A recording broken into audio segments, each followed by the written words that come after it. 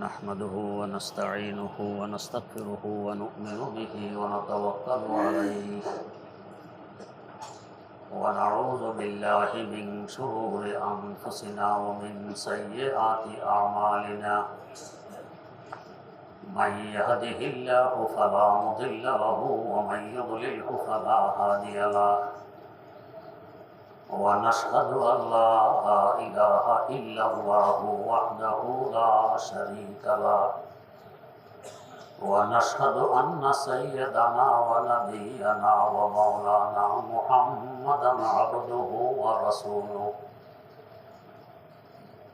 أرسله بالحق بشيرا ونذيرا وداعيا إلى الله بإذنه وسراجا منيرا صلى الله تعالى عليه وعلى آله وأصحابه وسلم تسليما كثيرا كثيرا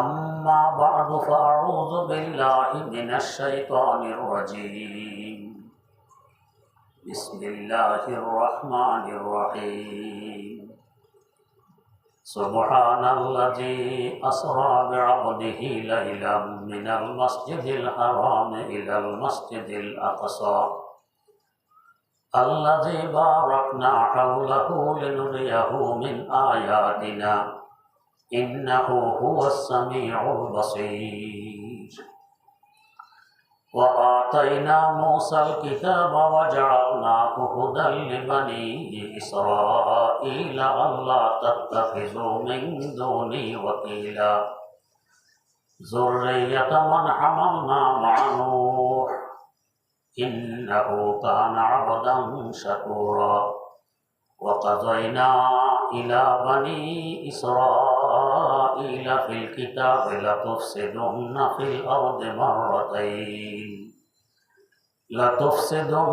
الأرض مرتين ولتعلن علوا كبيرا صدق الله مولانا العظيم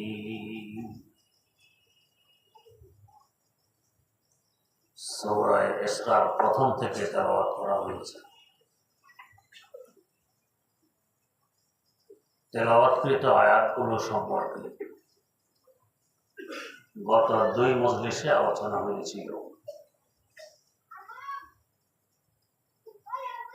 নবী করিম সাল্লাল্লাহু আলাইহি ওয়াসাল্লামের গুরুত্বপূর্ণ একটি ঘটনা, মেরাজের ঘটনা সম্পর্কে আলোচনা।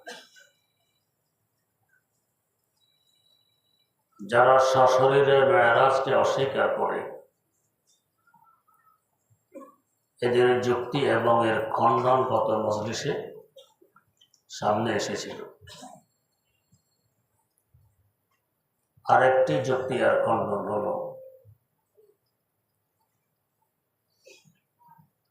প্রত্যেক এলাকায় যাওয়ার সময়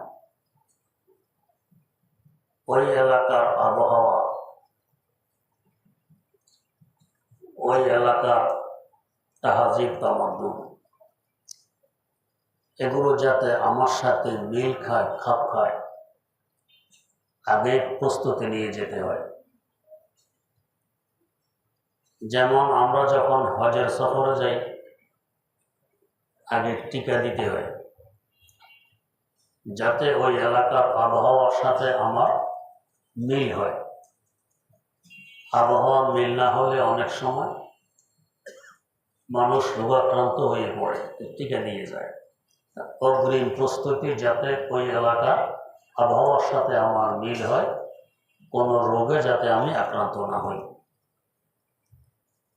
এর জন্য আল্লাহ রাব্বুল আলামিন একটি তো কুদরতি ব্যবস্থা রেখে দিয়েছেন, সেটি হলো ডাবের পানি। আপনি যে এলাকা যাবেন ওই এলাকায় গিয়ে যদি ডাবের পানি পান করে নেন, ওই এলাকার আবহাওয়ার সাথে আপনার তবিয়ত মিলে যাবে, সমস্যা হবে না। আল্লাহ পাকের কুদরত। 20 হাত 25 হাত উপরে গাছের আগায় বিশুদ্ধতম পানির ব্যবস্থা করে রেখেছেন বান্দাদের, যাতে কোথাও গেলে সমস্যার সম্মুখীন হতে না হয়। এবং ক্লান্তি যদি বেশি অনুভব হয়, ডাবের পানি পান করুন, অতি দ্রুত ক্লান্তি দূর হয়। পেটে কোনো সমস্যা দেখা দেয়, ডাবের পানি পান করুন, দ্রুত সমস্যার সমাধান হয়ে যায়। তো একটা হলো কুদরতি পানি। আবার যে সমস্ত এলাকায় ডাব নেই, তো সেখানে টিকার ব্যবস্থা, ভ্যাকসিনের ব্যবস্থা। তো আল্লাহ রাসূল সাল্লাল্লাহু আলাইহি ওয়াসাল্লামকে আল্লাহ পাক দুনিয়া থেকে নিয়ে যাচ্ছেন আরেক জগতে। আমরা তো দুনিয়াতেই এক এলাকা থেকে আরেক এলাকায় যাওয়ার আগেও প্রস্তুতি গ্রহণ করি, আর দুনিয়া থেকে নিয়ে যাচ্ছেন আরেক জগতে, আরশে মুআল্লা পর্যন্ত নিবে, তার ব্যবস্থা কি আগে রাখেননি? নিশ্চয় রেখেছেন। কি ব্যবস্থা রাখলেন? একটি ব্যবস্থা তো রাখলেন, তাকে তার ফুপি হযরত উম্মে হানির ঘর থেকে বের করে হাতিমে কারবায় নিয়ে যাওয়া হলো। সেখানে গিয়ে ওপেন হার্ট সার্জারি, তার সিনা মোবারক চিরে হার্ট বের করে জমজম কূপের পানি দিয়ে হার্টকে ধোয়া হয়।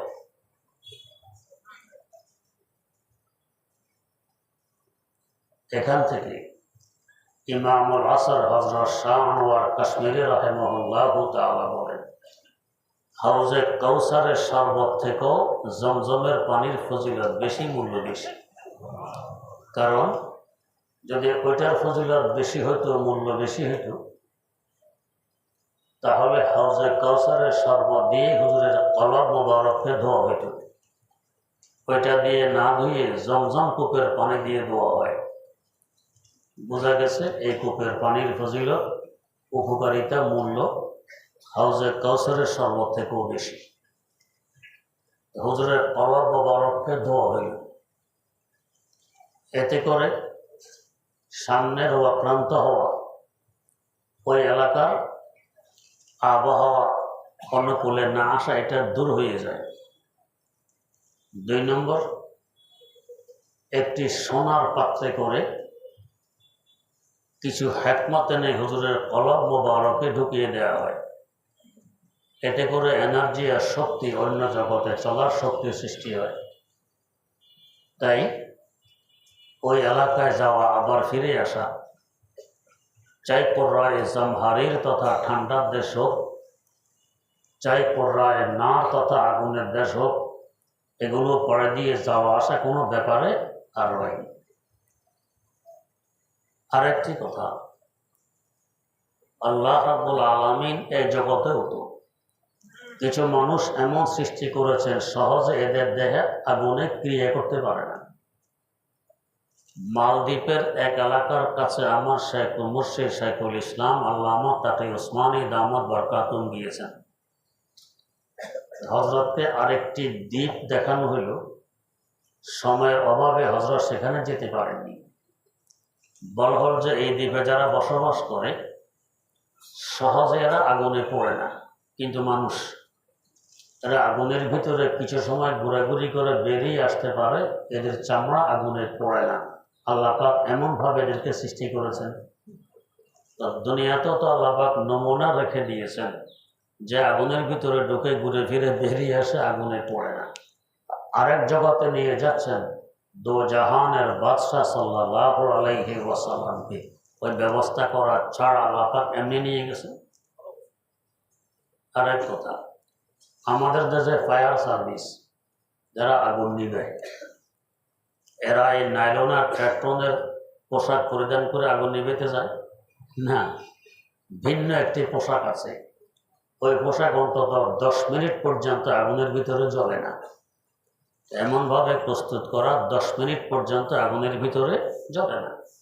ওই পোশাক পরিধান করে তারা আগুন নিবেতে যায়, যাতে কখনো আগুন কাছেও চলে আসে, এদের মধ্যে কোনো ক্রিয়া করতে পারবে। আমরা সাধারণত এই আগুন যারা নিবে তাদের জন্য ব্যবস্থা রেখে দেয় সরকার, আর সারা দুনিয়ার সরকার আল্লাহ রাব্বুল আলামিন তার হাবিব সাল্লাল্লাহু আলাইহি ওয়াসাল্লামকে নিয়ে যাচ্ছেন আরেক দেশে। বরফের দেশ পাড়ি দেওয়া লাগবে, আগুনের দেশ পাড়ি দিতে হবে, আল্লাহর কি জানা নেই? তার তো জানা আছে। অতএব এমন পোশাক আশাকের ব্যবস্থা করেই নিয়ে গেছেন যাতে বরফও কোনো প্রভাব ফেলতে না পারে, আগুনও কোনো ক্রিয়া প্রকাশ করতে না পারে। এমনভাবেই তো আল্লাহ পাক তাকে নিয়ে গেছেন। অতএব যারা দৈহিকভাবে দেহ সহকারে মেরাজকে অস্বীকার করে, এটা ভ্রান্ত একটা মতবাদ। আহলে সুন্নাত ওয়াল জামাত এই মতবাদকে মানে না। কোরআন এবং হাদিসের আলোকে সহিহ আকীদা হলো সশরীরে হুজুর সাল্লাল্লাহু আলাইহি ওয়াসাল্লামের মেরাজ মোবারক হয়েছে, এবং শুরু থেকে শেষ পর্যন্ত পুরা ঘটনাটি তো অলৌকিক। পুরা ঘটনাটি তো অলৌকিক। যেমন মক্কায় মুকাররমা থেকে বাইতুল মুকাদ্দাস পর্যন্ত, এটাকে অস্বীকার করতে পারে না। এর জ্বলন্ত প্রমাণ, অস্বীকার করার কোনো জোর নেই। ফিরে আসার পর কুরাইশরা জিজ্ঞেস করছে, বলেন তো বাইতুল মুকাদ্দাসের দুয়ার কয়টি, জানালা কয়টি?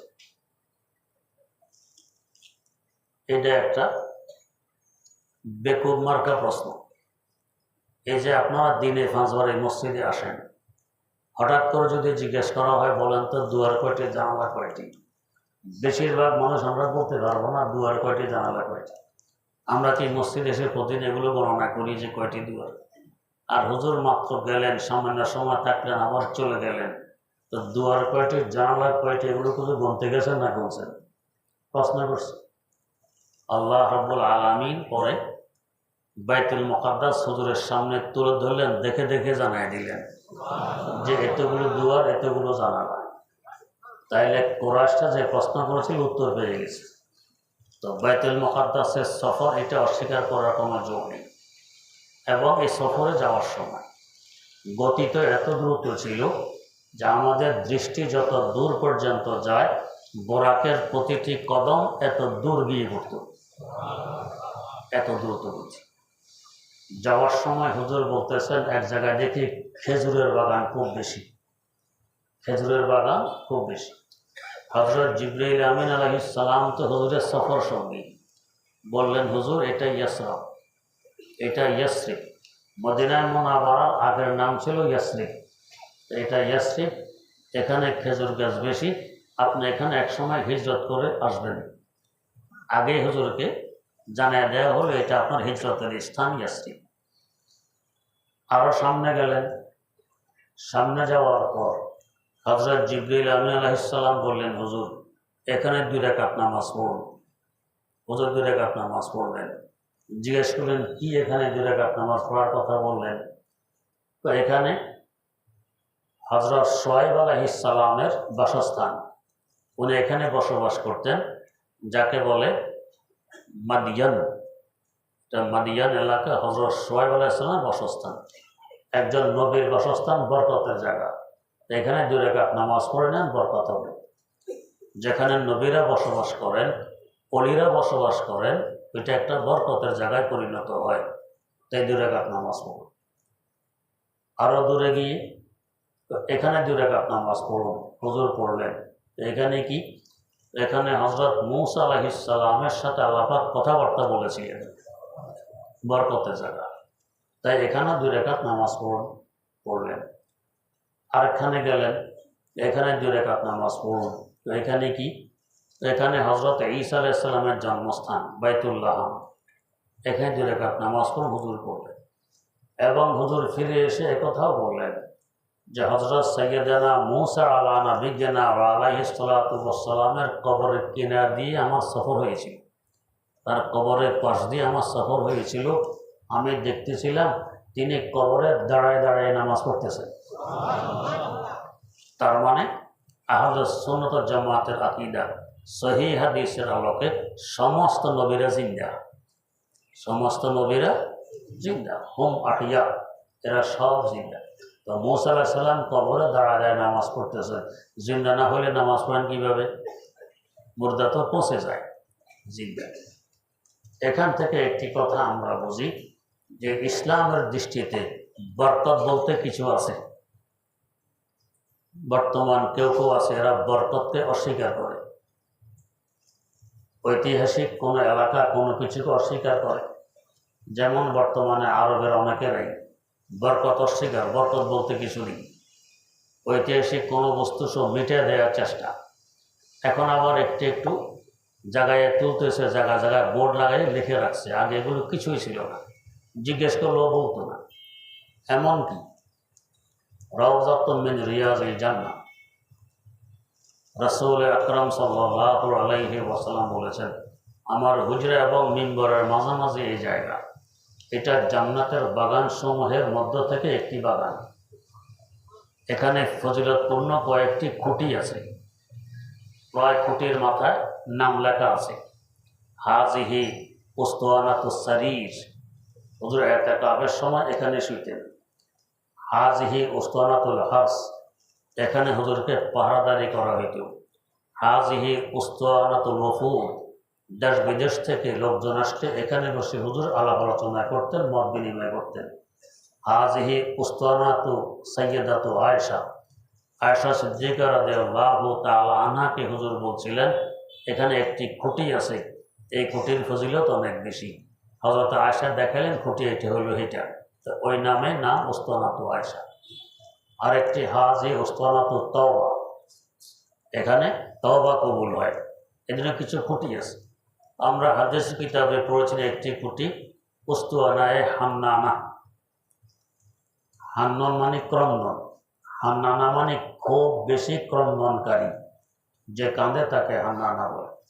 এখান থেকে হযরত নূহ আলাইহিস সালামের নাম নূহ, হান্নানা আর নূহ একই ধাতু, তিনি খুব বেশি কাঁদতেন, আল্লাহর দরবারে তার নাম পড়ে গেছে কি ক্রন্দনকারী, মানে নূহ, নূহ মানে যে বেশি কাঁদে। উস্তানায়ে হান্নানা এটা ছিল। রাসূল আকরাম সাল্লাল্লাহু আলাইহি ওয়াসাল্লাম মেহরাবের পাশে একটি মৃত খেজুর গাছের খুঁটির সাথে হেলান দিয়ে খুতবা দিতেন, ওয়াজ করতেন। এরপর যখন মিম্বর প্রস্তুত হয়ে মেহরাবে মিম্বর আসে, হুজুর খুঁটি ছেড়ে মিম্বরে চলে আসলেন। হুজুরের বিরহ যন্ত্রণা এই খেজুর গাছের মৃত খুঁটিটি সহ্য করতে পারেন না পেরে মানুষ যেভাবে জোরসোরে কাঁদে, এভাবে জোরসোরে কান্না আরম্ভ করে দিয়েছে। মসজিদের শুনতেছে খুঁটিটা কাঁদতেছে। কত বড় একটি অলৌকিক ঘটনা। উস্তুনে হান্নানা আজ হিজরে রাসূল, নালামি জদ হামচু আরবা বেরকুল, নালামি জদ হামচু আরবা বেরকুল। মানুষ যেভাবে কাঁদে, খুঁটিটা এভাবে কান্না আরম্ভ করছে। রাসূল আকরাম সাল্লাল্লাহু আলাইহি ওয়াসাল্লাম এই অবস্থা দেখে খুঁটিকে মুছে দিলেন, কান্না বন্ধ হয়ে গেছে। এখান থেকে খুঁটির নাম উস্তুনে হান্নানা। কিন্তু এই নামে কোনো খুঁটি এখন নাই, কোনো খুঁটিতে এই নাম লেখা নেই। কত লোককে জিজ্ঞেস করলাম, ওখানে যারা মোতাওয়াহিদেরকেও জিজ্ঞেস করলাম, আইনা উস্তানাতু হান্নানা, উস্তুনে হান্নানা কোথায়, কোনটা? কেউ তো বলে জানে না, কেউ বলে তোমার দরকার কি, এটা তুমি কি করবা, তার মানে বরকতের অস্বীকার। এরপরে আলহামদুলিল্লাহ বিভিন্ন লাইব্রেরিতে যাওয়ার অভ্যাস ছোটবেলা থেকে ছিল, যে লাইব্রেরিতে কিতাবাদি পড়ার। যেমন ছোটবেলা নানার বাড়ি বেড়াতে যেতাম, তো কিতাব পড়া ছাড়া থাকা কঠিন। তো নানার বাড়ি থেকে 3 থেকে 4 কিলোমিটার দূরে হলো লাকসাম বাজার। বাজারে 2টি লাইব্রেরি ছিল তখন, একটি নাম মুসলিম লাইব্রেরি, একটি নাম ইসলামিয়া লাইব্রেরি। তো নানার বাড়ি থেকে লাইব্রেরিতে চলে আসতাম, বসে বসে কিতাব পড়তাম, সময় মতো আবার নানার বাড়ি চলে যেতাম। তো কিতাব পড়ার অভ্যাস। ওইখানেও মদিনা শরীফ বিভিন্ন লাইব্রেরিতে ঘুরে ঘুরে কিতাবাদি দেখি, হঠাৎ একটি কিতাব হাতে পড়ল, দেখে যে এর মধ্যে মদিনার মসজিদ সম্পর্কে অনেক তথ্য দেওয়া আছে। ওইখানে পেয়ে গেলাম যে খুঁটির নাম উস্তুনে হান্নানা, এটার নাম হলো এখন উস্তুয়ানাতুল খালুক। খালুক মানে হলো গ্রাম, খুশবু, আতর। ফজিলতের কারণে মানুষ এখানে আগে আতর ঢেলে দিত, যার কারণে সবসময় গ্রাম ছড়িয়ে পড়তো। এতে করে হান্নানার পরিবর্তে প্রসিদ্ধ হয়ে গেছে খালুক নামে। এটা আতরের খুঁটি, গ্রামের খুঁটি। উস্তুনে হান্নানা না বলে বলে উস্তুয়ানাতুল খালুক। তো পেয়ে গেলাম এটা তো উস্তুনে হান্নানা। তো যাই হোক, ওরা এগুলো চিনেও না, জিজ্ঞেস করবে বলেও না, উল্টা বলে তোমার দরকার কি, সব। যেমন একবার আরাফার ময়দানের পাশে জাবাল রহমত, সেখানে কিছু সাথী সঙ্গী উঠলাম উপরে রাতের বেলা। তো সাথীরা বললো, হুজুর 2 রাকাত নামাজ পড়লে কেমন? মন চাইলে পড়েন। আগে তো এখানে কেউ থাকতো না, যার ইচ্ছা নামাজ পড়তো। এখন হেওনা মোতাওয়া নামাজে পড়তে দিবে না। নামাজ পড়তে এরা প্রস্তুত, মোতাওয়া এসে এই নামাজ পড়া যাবে না। আমি এগিয়ে গেলাম, কেন যাবো না, অসুবিধা কি? তো এখানে নামাজ পড়া বেদাত। বেদাত কেন হবে? দলিল কি? তো মা সাল্লাহুনা রাসূলুল্লাহ সাল্লাল্লাহু আলাইহি ওয়াসাল্লাম কাত্তু, এখানে আল্লাহ রাসূল সাল্লাল্লাহু আলাইহি ওয়াসাল্লাম কখনো নামাজ পড়েননি। তাহলে এইটা দলিল না আরো আছে? তো এইটা দলিল। এবার প্রশ্ন করলাম, হাল সাল্লাহ রাসূলুল্লাহ সাল্লাল্লাহু আলাইহি ওয়াসাল্লাম ফি আমেরিকা, আল্লাহ রাসূল আমেরিকা নামাজ পড়ছিলেন? কয় না। তাহলে আমেরিকা নামাজ পড়া বেদাত হবে? রাসূল নামাজ না পড়া বেদাত হওয়ার দলিল। তো আমেরিকাতে আল্লাহ রাসূল নামাজ পড়েন না, এটা বেদাত হবে? জবাব দেন না। আচ্ছা, আরও কাছে আসি, যে হাল সাল্লাহ রাসূলুল্লাহ সাল্লাল্লাহু আলাইহি ওয়াসাল্লাম ফিল হারম ফিদ দাউরিস সানি, হারমের দ্বিতীয় তলা নামাজ পড়ছিলেন কখন? তখন তো দ্বিতীয় তলায় ছিল না, ছিল একতলা। কয়টা পড়েনি? এখন দ্বিতীয় তলা তোমরা পড়ো, তো বেদাত হবে না? জবাব দেয় না। এখন দেখি কাঁপতেছে সে, লজ্জা কাঁপে না কিসে কাঁপে আল্লাহ জানে। নেমে গেলে পুলিশ নিয়ে আসে 4-8 জন, তারপর নামাজ পড়তে দিবে না। তো নামতে উঠতে পুলিশ আনতে যে সময়, এই সময় নামাজ 2 রাকাত শেষ। এসে দেখে কই কেউ তো নামাজে নেই, পুলিশ ঘুরে ঘিরে গেছে। ডবল বেজ্জতি। তা যাই হোক, এরা বরকতের অস্বীকার করে। বরকত বলতে কিছু নেই, ঐতিহাসিক বস্তু, কোন নবীদের আসার আলামাত এগুলোকে অস্বীকার করে। কিন্তু এ ধরনের হাদিস যারা প্রমাণিত, এগুলো অস্বীকার করার কোনো জোর নেই। যেমন বর্তমান যারা ক্ষমতায়, এরা অসংখ্য সাহাবায়ে কেরাম রাদিয়াল্লাহু আনহুম, আউলিয়া আল্লাহ রাহিমাহুমুল্লাহু তাআলা কবরকে নিশ্চিহ্ন করে দিয়েছিল। শেষমেশ প্রোগ্রাম নিয়েছে রাসূল আকরাম সাল্লাল্লাহু আলাইহি ওয়াসাল্লামের কবর মোবারককে নিশ্চিহ্ন করবে। এটা চিহ্ন রাখবে না, সমান করে ফেলবে। এই সংবাদ যখন ছড়িয়ে পড়ে, তখন আমরা যে মাদ্রাসার অনুসারী দারুল উলুম দেওবন্দ, এই দেওবন্দের উলামায়ে কেরাম, হযরত মুফতি আজম হিন্দ মুফতি কাফায়েতুল্লাহ রহমতুল্লাহ আলাইহি, শেখুল ইসলাম আল্লামা সাব্বির আহমদ ওসমানী রহমতুল্লাহ আলাইহি, এরকম এক জমাত গেছেন। তখনকার সময় ইবনে সৌদের সাথে সাক্ষাৎ করছেন, করে এই নিয়ে আলোচনা করা বহস হয়েছে বাদশার সাথে। আল্লাহ পাকের মসজিদ বহস করে বাদশা হেরে গেছেন। এরপরে মানতে বাধ্য হয়েছে যে এই হুজুরের রওজা মুবারক এটা নিশ্চিহ্ন করা যাবে না। তাই আমি কথায় কথায় বলি, আমাদের দেশের কিছু ভাইয়েরা আছে, আমি এদেরকে বলি মহব্বতী ভাই, তার নূর নিয়ে কাড়াকাড়ি করে। হুজুর সাল্লাল্লাহু আলাইহি ওয়াসাল্লামের মহব্বত খুব বেশি প্রকাশ করে, এমনি কিন্তু সুন্নত মুন্নত নেই, মহব্বতের প্রকাশ খুব বেশি। নাম ডাকে আমরা হইলাম সুন্নি, আর আমগরে অপবাদ দেয় আমরা হইলাম ওয়াহাবি। আমরা বলি বড় ভালো। ওয়াহাব আল্লাহ রাব্বুল আলামিনের একটি নাম। ওয়াহাব কি? একটি নাম। যার কাছে যে বস্তু থাকে তাকে ওই বস্তুর দিকে সম্বোধন করা হয়। এক ব্যক্তির কাছে জিলাপি থাকে, জিলাপি বিক্রি করে হেঁটে হেঁটে, একে কি কয়? জিলাপিওয়ালা। আরেক ব্যক্তি পাতিল বিক্রি করে হেঁটে হেঁটে, তাকে কি বলে? পাতিলওয়ালা। তরকারি বিক্রি করে হেঁটে হেঁটে, তাকে কি বলে? তরকারিওয়ালা। তো যার সাথে যে বস্তু থাকে তাকে ওই বস্তুর দিকে সম্বোধন করা হয়। তো যার সাথে ওয়াহাব থাকে তাকে কি বলবে? ওয়াহাবি, মানে আল্লাহওয়ালা। হাসর মাঠে গেলে আমরা বলতে পারবো, আল্লাহ পুঁজি কি আছে আর নাই আপনিই তো ভালো জানেন। যারা আমাদেরকে দুশ্মন ভাবত, এরা আমাদেরকে উপাধি দিয়েছে ওয়াহাবি, আমরা নাকি আল্লাহওয়ালা। আল্লাহ আর দলিল লাগবে? সত্য যদি সপক্ষে সাক্ষী দেয়, এর থেকে আর মজবুত আর কোনো দলিল দরকার আছে? তো যারা আমাদেরকে শত্রু ভাবত, এরাই বলতো আমরা ওয়াহাবি। আল্লাহ ওয়াহাব তো আপনার নাম, এই হিসাবে আমরা ওয়াহাবি মানে আল্লাহওয়ালা। এটা আমাদের জন্য দলিল হয়। ওয়াহাবি আরো বলো ভালো। আমার নানা জান রহমতুল্লাহ আলাইহির বাড়ির দরজায় মাদ্রাসা, কওমি মাদ্রাসা ছিল। তো এখানে পড়াইতেন এক হুজুর। এলাকার কিছু লোক, এরা তো সব ওয়াহাবি। তো এক বেটা কাজকর্ম করে খায়, নাম হলো আব্দুল ওয়াহাব। মানুষ ওয়াহাব ওয়াহাব বলে, আব্দুল তো বলে না। হের ছেলেকে এখানে ভর্তি করছে। আরেক মৌলবী গেছে হেরে বুঝাইতে, আরে এটা তো ওয়াহাবের মাদ্রাসা, তুমি এখানে যেতে ওয়াহাবি হবে। বেচারা মূর্খ, আমার নামে না অভাব, অভাবী হলে অসুবিধা কি? বোঝাইছে, হয়ে গেছে উল্টা রিয়েকশন।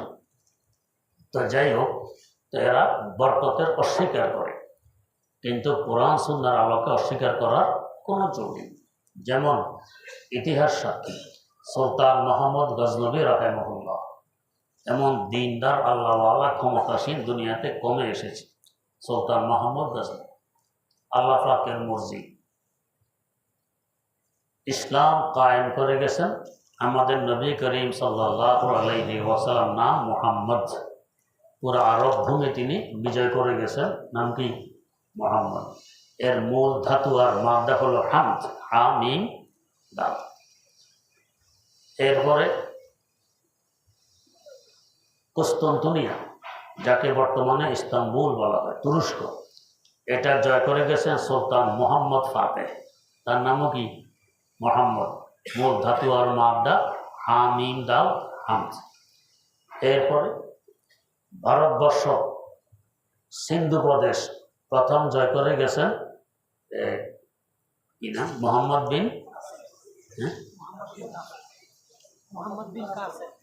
বিন কাসেম। ইনার নামও মোহাম্মদ। পুরা সিন্ধু প্রদেশ তিনি ইসলামী পতাকা উড়াই গেছেন। এরপর পুরা ভারতবর্ষ জয় করে গেছেন সুলতান মোহাম্মদ গজনবী। মাহমুদের মূল ধাতু আর মাদা কি? আমিন দাল হামদ। এর নামের একটা বরকত আছে। আল্লাহ রাব্বুল আলামিন এই নামের মাধ্যমে দুনিয়াতে ইসলাম ছড়াই দিয়েছেন এবং জিন্দা রেখেছেন। ওই বরকত হাসিলের জন্য আলহামদুলিল্লাহ আমার 3 ছেলের নাম মোহাম্মদ। কারণ 3 ছেলের নাম মোহাম্মদ, চিনবে কি এভাবে কে কোন ছেলে? চিনার জন্য মোহাম্মদ আল আউয়াল প্রথম মোহাম্মদ, মোহাম্মদ আসানি দ্বিতীয় মোহাম্মদ, মোহাম্মদ সালেস তৃতীয় মোহাম্মদ। চিনার জন্য আউয়াল, সানি, সালেস, 3 জনের নাম মোহাম্মদ। আল্লাহ আল ফাওয়াইদুল বাহিয়া একটি কিতাব আছে গুরুত্বপূর্ণ। এই কিতাবে দেখেছি 14 জন পর্যন্ত, দাদা, নাতি, পন্তি, খন্তি, এর উপর দিকে দাদা, পরদাদা, লপর দাদা, সকর দাদা, 14 জন পর্যন্ত সব নাম মোহাম্মদ। আমরা এখন নাম রাখার সময় কয় না, আমাদের ওই দক্ষিণ পাড়ার এক ছেলে নাম আছে মোহাম্মদ, এই জন্য এই ছেলে মোহাম্মদ রাখা যাবে না। আরেকজন ওই নাতিনগরের খন্তিনগরের বাতিজা, এর নাম আছে মোহাম্মদ, এই জন্য এর নাম মোহাম্মদ রাখা যাবে না। কত লম্বা কথা! 14 জন নাম একের পর এক, সব নাম মোহাম্মদ। অসুবিধা কি? নাহানুল মোহাম্মদ ইউন, আমরা সব মোহাম্মদ, অসুবিধা কি? যাই হোক, সুলতান মোহাম্মদ গজনবী রাহিমাহুল্লাহ 17 বার আক্রমণ করেছেন ভারতবর্ষ, ইসলামী পতাকা উড্ডীন করবেন। শেষমেশ হাত বহাত রাসূল আকরাম সাল্লাল্লাহু আলাইহি ওয়াসাল্লামের জুব্বা মোবারক ওনার হাতে আসে। ভোর রাত্রে, গভীর রাত, দুনিয়া ঘুমে বিভোর, এক জুব্বা মোবারক গায়ে দিলেন। গায়ে দিয়ে পাহাড়ে উঠলেন। এখানে এখন সুলতান মোহাম্মদ গজনবী আছে না, তার খোদা আছেন, আর কেউ তো নেই।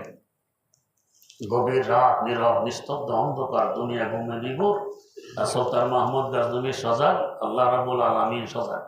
তিনি তো এমন ঘুমান না, লা তাখুযুহু সিনাতুন ওয়ালা নাওম, তার তন্দ্রাও নেই, ঘুমও নেই।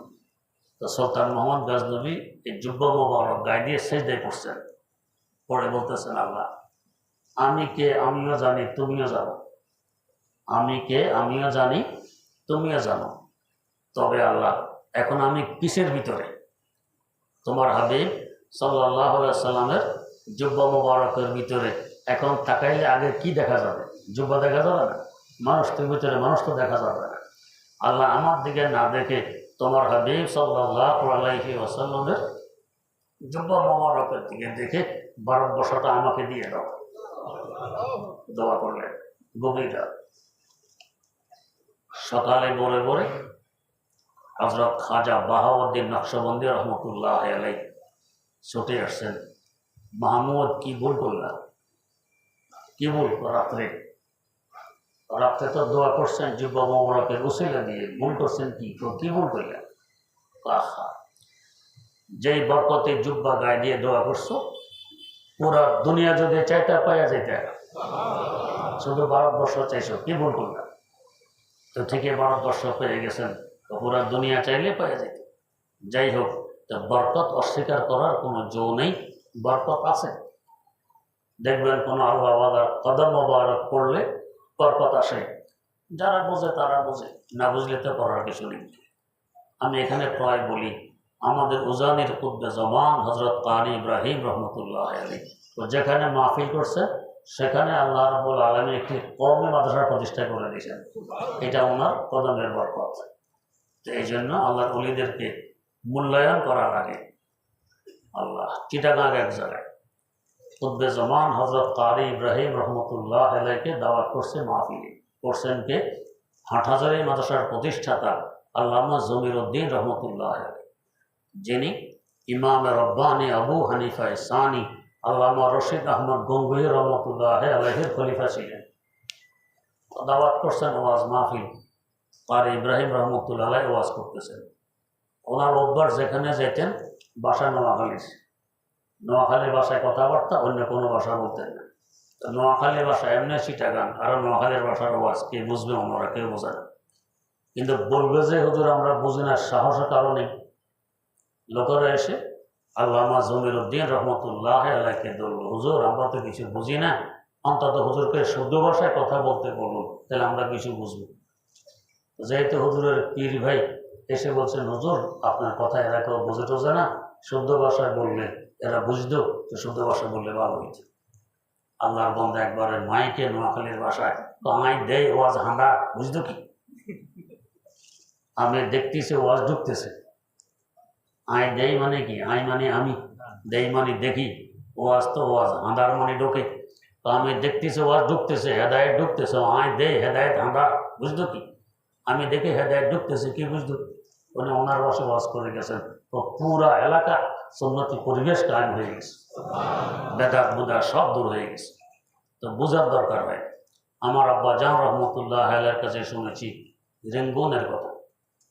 শেখুল ইসলাম আল্লাহ মাসিদুর রহমদ উসমানী এবং ইমামুল আসর হজরত শাহ আনোয়ার কাশ্মীরি রাহেমাহুল্লাহ দুইজন ওয়াজ করবেন।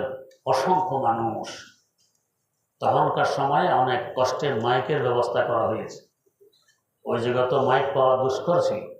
আমরা ছোটবেলায় দেখেছি পোস্টারের মধ্যে নিচে দিয়ে বিশেষ দ্রষ্টব্য, মাহফিলে মাইকের ব্যবস্থা থাকিবে, এটা লেখা থাকে, মাহফিলে মাইকের ব্যবস্থা থাকিবে। এটা একটা আকর্ষণ ছিল। আরো কত আগের কথা, এটা অনেক কষ্টে মাইকের ব্যবস্থা করছে অনেক মানুষ।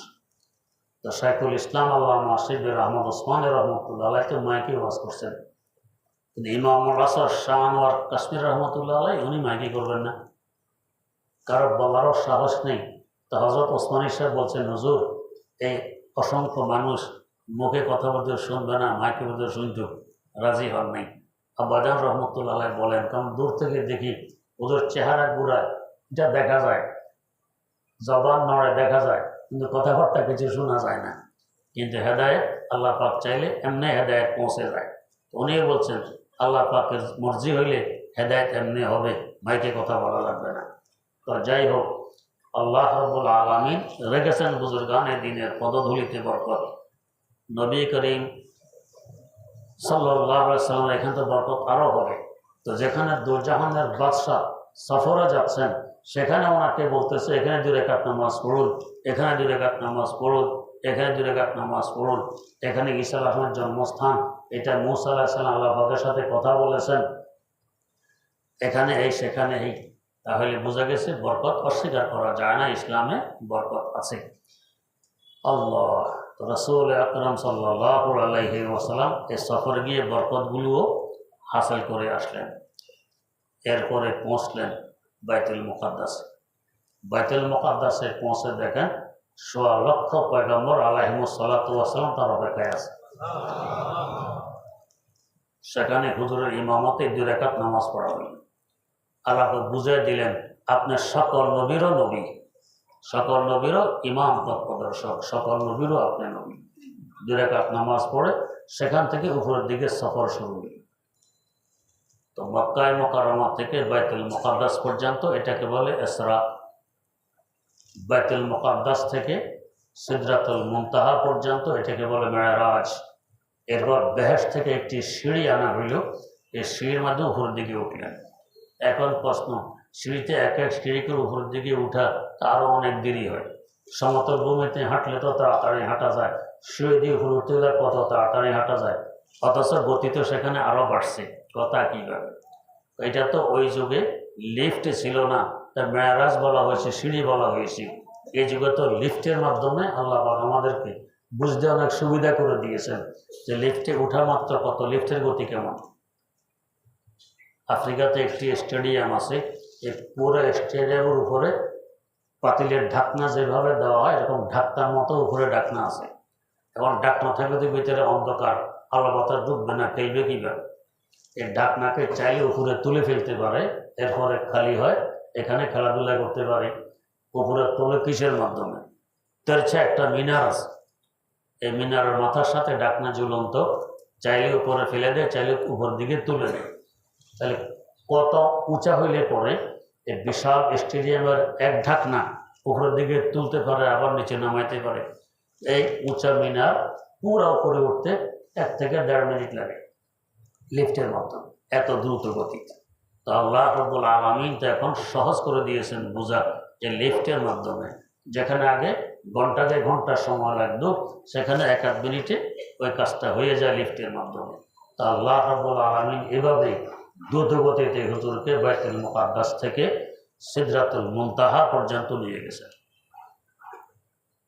নিম্ন জগতের সীমা শেষ, এবার থেকে ঊর্ধ্ব জগতের সফর শুরু হবে। গতি আরও কি পরিমাণ বাড়বে আমাদের কল্পনারও বাইরে। সেখান থেকে রফ রফ আনা হইল সবুজ রঙের একটি গালিচা, সবুজ রঙের গালিচা তাকে বসানো হইল। আল্লাহ রাব্বুল আলামিনের কুদরত দেখুন। জগৎ হলো 3টা। দুনিয়ার জগৎ, এখানে বোরাক। দুনিয়ার জগতে মক্কায়ে মুকাররমা থেকে বাইতুল মুকাদ্দাস পর্যন্ত এখানে বোরাক। আর বাইতুল মুকাদ্দাস থেকে ঊর্ধ্ব জগতের দিকে সিঁড়ি বলা যায়, লিফট বলেন, সিদরাতুল মুনতাহা পর্যন্ত। আর নিম্ন জগতের সীমা শেষ, ঊর্ধ্ব জগতের সফর শুরু, সেখানে সবুজ রঙের গালিচা। এর হিকমত আল্লাহ রাব্বুল আলামিনই ভালো বোঝেন। সবুজ রঙের গালিচায় বসলেন, মুহূর্তের মধ্যে আরশে মুআল্লা পর্যন্ত পৌঁছে গেল দ্রুত গতিতে। আল্লাহ তো মক্কায়ে মুকাররমা থেকে শুরু করে আরশে মুআল্লা পর্যন্ত পুরো সফরকে অনেক সময় ইসরা বলা, অনেক সময় মেরাজ বলা হয়। বাস্তবে 3টার নাম 3টে। যাই হোক, হযরতে উম্মে হানি রাদিয়াল্লাহু আনহার ঘর থেকে গেলেন, 2জন ফেরেশতা ঢুকলেন। নিয়ম তো হলো দুয়ারে আওয়াজ দিলে ভিতরে যে আসে সে দুয়ার খুলবে, তারপর ঢুকবে। তারা তা না করে ঘরের ছাদ ফাটাইয়ে উপর দিয়ে ভিতরে ঢুকছেন, ইশারা করতেছেন আপনাকে উপরে যেতে হবে, উপরের দিকে দিয়ে ঢুকলেন। দ্বিতীয় ইশারা হইল ঘটনা চলবে অলৌকিক, ঘটনা চলবে অলৌকিক, সকলের যুক্তিতে এটা ধরবে না, তাই অলৌকিকভাবেই ছাদ ফাটাইয়া এখান দিয়ে বের করে নেওয়া হয়। আল্লাহ, শুরু থেকে অলৌকিকতা শুরু হয়ে গেল, পুরা ঘটনাটাই হলো অলৌকিক ঘটনা। তাই এক জমাত এখন আছে আমাদের দেশে, এরা এই ধরনের কারামাত, মুআজিজাত এগুলোকে অস্বীকার করে। এটার প্রভাব হলো আলিগড়ের প্রতিষ্ঠাতা স্যার সৈয়দ আহমদ সাহেবের, নাইচারে ছিলেন, নাইচার, আল্লাহ হেফাজত করুন। উনি এই সমস্ত কারামাত আর মুআজিজাতকে অস্বীকার করতেন। ওই প্রভাবে একটা দল প্রভাবান্বিত, দেখবেন আপনি ওয়াজের মধ্যে কাশফ কারামাতের কথা বর্ণনা করবে, এরা এটা সহ্য করতে পারে না, আপনাকে ফোন দিবে, হ্যাঁ আপনি কথা বলছেন, কীভাবে এটা সম্ভব? এবার আমাদেরকেও খুব জ্বালায়, কম জ্বালায়, ফোন করে করে অমুকের কারামাত অমুকের এই প্রত্যেকে বললেন, দলিল দিলেও মানতে চায়। যেমন রাসূল আকরাম সাল্লাল্লাহু আলাইহি ওয়াসাল্লাম হিজরত করছেন, এখন মক্কায়ে মুকাররমা থেকে যে রাস্তায় মদিনা মুনাওয়ারা যাওয়া হয় একে বলে শারে হিজরা। এই পথে হুজুর হিজরত করে গেছেন। এর বাম পাশে লোহিত সাগর কাছে, লোহিত সাগরের পাড়ে পাড়ে, এখানে হুজুরকে ধরার জন্য গেছিল এক মুশরিক, ঘোড়ার পা দেবে গেছে মাটিতে, হুজুরের মুআজিজা। মাপ চাইলে হুজুর দোয়া করলেন, পা উঠে গেছে, আবারও তার চেষ্টা, হুজুরকে ধরবে, ওট পুরস্কার পাবে, আবারও হুজুরের মুআজিজা, ঘোড়ার পা মাটিতে দেবে গেছে। এই ঘটনা সহিহ হাদিস দ্বারা প্রমাণিত, অস্বীকার করার জো নেই। তো স্যার সৈয়দ আহমদ সাহেব এটা তামিল করে, অপব্যাখ্যা কি ও সাগরে ফেরা তো কাদামাটি থাকাই স্বাভাবিক, কাদামাটিতে পা পড়তে এমনি ডানে, তাই গোড়ার পা কাদামাটির কারণে ডেবে গেছে। সাগরে ফেরা জীবনে গেছে, সাগরে ফেরা যারা গেছে সাগরে ফেরে কাদামাটি না বালি থাকে। কক্সবাজার গেছেন বালি থেকে, পা ডাবে ডাবে না তো, যেখানে কত গোড়া গাদা চলতে আছে মানুষকে পিঠে নিয়ে নিয়ে, এদের পা ডাবছে ডাবে না। দ্বিতীয়ত আরব দেশের মাটি আমাদের দেশের মাটির নেই মিহিন, এখানে কাদা হয়, আরব দেশে কাদা হয়, সেখানে হলো বালি, সেখানে পানি পড়লে শুকিয়ে যায়, বালি টেনে নিয়ে যায়। আমাদের দেশে কাপড় যেরকম ময়লা হয় ওখানে এরকম ময়লা হয় না। আমি প্রথম যখন করাচিতে ঈদে নামাজ পড়তে গেলাম মাঠে প্রথম, তা আমরা তো ঈদের মাঠে যাইতে যা নামাজ ইত্যাদি মশলা কত কিছু নিয়ে যাই, এই যে পাঠানরা ইস্তারি করা জামা মাটিতে বসে যেতেছে লাইন ধরে, আমি তো হয়রান হয়ে এবার মাটিতে বসে দেখলাম যে ওটার পরে কোনো মাটি মুটি জামাই নাই, কারণ তো বালি, মাটি তো নাই, বালি তো জামাই লাগে না। তা লোহিত সাগরের পরে গিয়ে দেখুন তো পাথর, গোড়ার পর ডাব্বে করতে গিয়ে, এগুলো সব হলো বানানো কথা। তেমন হজরত মুসা আলাইহিস সালাম লোহিত সাগর পরে দিলেন, পানির দুই দিকে ওয়ালার ন্যায় সোজা হয়ে দাঁড়ায় গেল, সাগরের মধ্যখানে রাস্তা হয়ে গেল, আরামে তিনি বনি ইসরায়েলকে নিয়ে পড়ায় দিয়ে চলে গেলেন। এই বেচারা স্যার সৈয়দ আহমদ এটারে অপব্যাখ্যা করে কি, তো সাগরে তো জোয়ার বাটা হয়ই, ওই জোয়ার বাটার সময় মুসা আলাইহিস সালাম পড়ায় দিয়ে চলে গেছেন, ফেরাউন দল বলে আসছে, এখন জোয়ার আসছে ডুবে গেছে। এটা যদি এটা এরকমই হইতো তাহলে এইভাবে কোরআনে হাদিসে আলোচনা হইতো না। তো অলৌকিক কিসের, অলৌকিক দেখে কোরআন হাদিসে আলোচনা হয়, তো অলৌকিকতাকে তারা অস্বীকার করে। আমাদের দেশ এক জমাত এরা এই ধরনের কথাবার্তাকে অস্বীকার করে, আল্লাহ হেফাজত করুন। যাই হোক, রাসূল আকরাম সাল্লাল্লাহু আলাইহি ওয়াসাল্লামের মেরাজ পুরোটাই অলৌকিক ঘটনা, অস্বীকার করার কোনো জো নেই। করাইছেন আল্লাহ পাক, আল্লাহ জি আসরা তিনি সফর করাইয়েছেন, আল্লাহ জি সারা যিনি সফর করেছেন, এমন না সফর করাইয়েছেন, কে করাইলেন? আল্লাহ রাব্বুল আলামিন। অতএব এখানে প্রশ্ন আসার কোনো জো নেই। আল্লাহ পাক সহি বোঝার তৌফিক দান করুন। সুবহানাল্লাহি ওয়া বিহামদিহি, সুবহানাকাল্লাহুম্মা ওয়া বিহামদিক, আশহাদু আল্লা ইলাহা ইল্লা আনতা, আস্তাগফিরুকা ওয়া আতুবু ইলাইক।